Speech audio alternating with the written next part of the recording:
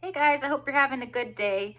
So today I'm going to talk about why some cancer patients do not tell anyone about their illness and why they wish they hadn't.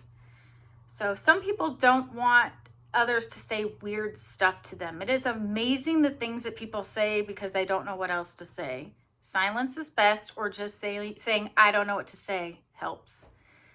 They don't want people trying to push so-called cures, products, supplements, treatments, or diets on them. They do not want their loved ones, especially their children, researching online. They want to continue living a normal life. They don't want pity, special treatment, or attention. Some people are just very reserved and private. They do not want to be bombarded with communication and people reaching out. This can get overwhelming. They are afraid of their loved ones ignoring the situation, being in denial over it, disappearing completely, or treating them like they are dead or already dying. They need their own time to process or learn about their situation before they open up, because sometimes things change and like a diagnosis can change. Some of us are diagnosed with ovarian cancer, and then we tell everybody that we have ovarian cancer, and then we find out it's appendix cancer, and we just don't want to have to keep updating everybody. It can just get overwhelming and very stressful. Some feel like it is their own fault. People don't understand their choices or do not accept them. So some people may choose to do nothing. Some people may choose to just watch and wait. Some may have religious beliefs that will affect their treatment plans. And some people just cannot respect these things. So they just choose to be quiet. Some people will treat them horribly because they feel like the patient is asking for money. So let me make this clear. If somebody is not asking for money, they are not asking for money. So if you are listening to a patient vent about their finances, they are probably just talking to you because they love you and trust you. If you, for some reason, feel pressured to help them financially and you're not able to, then I recommend you just tell them, hey, I'm really sorry you're going through this. I wish I could help you, but I can't. So you get that off your chest and you could just be there for them.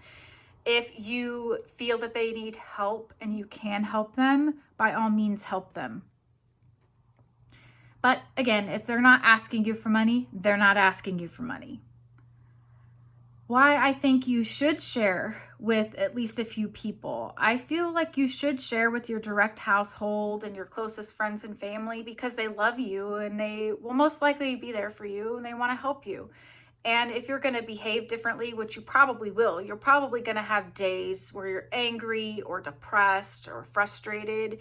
It's good for them to understand why you may be having those days so they can give you space or help you in other ways that you may need. I do feel like it's important to share with your direct household, your closest family and friends. But also, if you have children, I recommend sharing with their teachers because I have heard that kids may act out or have acted out and the teachers didn't know why. And then they found out that the parent had cancer. So if you communicate that with your children's teachers ahead of time, they know that your child may need support and they can understand why your kid may be acting out and be there for them.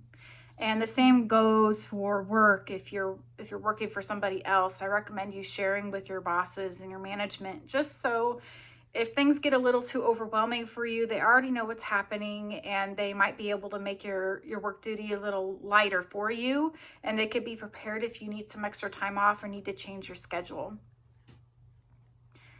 I do recommend that you are honest about your needs and that you may want to check out Caring Bridge. Somebody recommended this and said it's great for communicating your health news online in a more private way of sharing.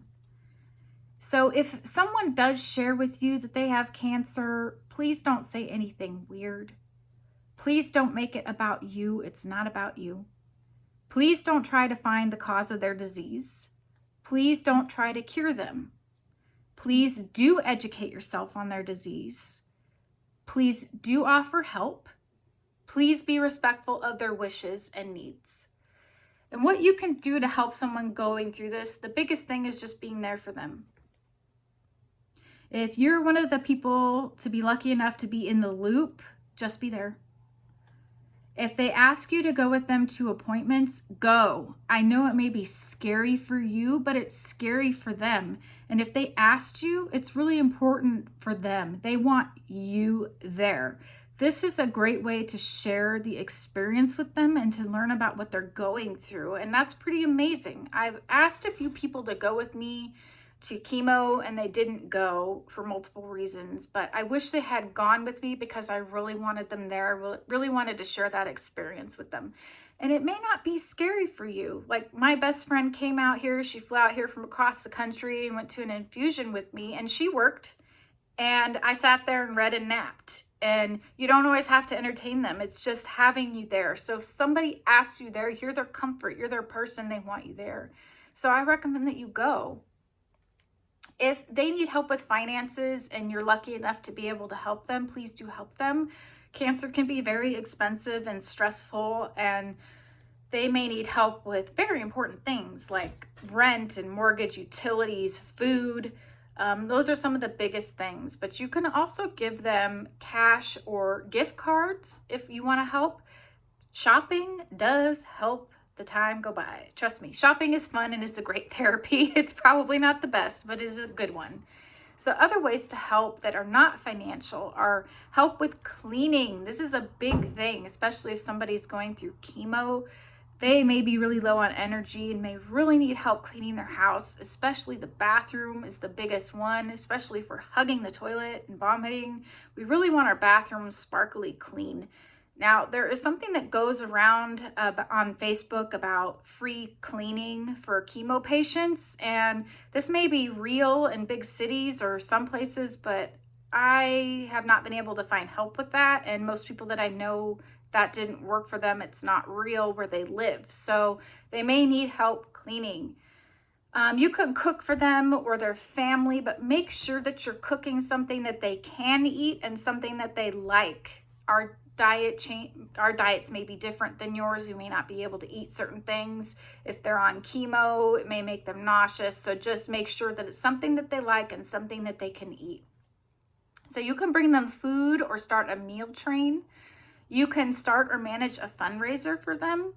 You can help with errands like picking up their groceries. There are services where you can order groceries online and pick it up, so they can pay for it or you can pay for it. I live in a rural area, so I cannot have groceries delivered, but my sister has helped me a couple of times by bringing groceries out. So you can help with chores. You can offer to be their designated social media updater. Or if they're in surgery, you can start a group text with the most important people and update everybody as the surgery progresses. This is really helpful.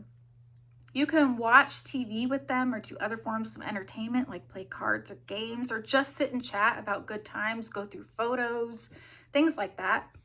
But if they ask for space, please give them space and respect their wishes.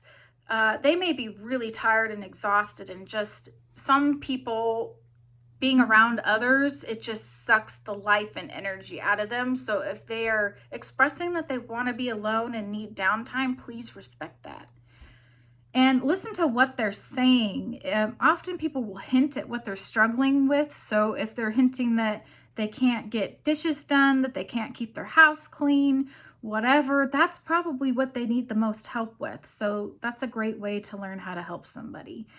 Anyway, if you have something you want me to talk about, let me know. Have a good one. Bye.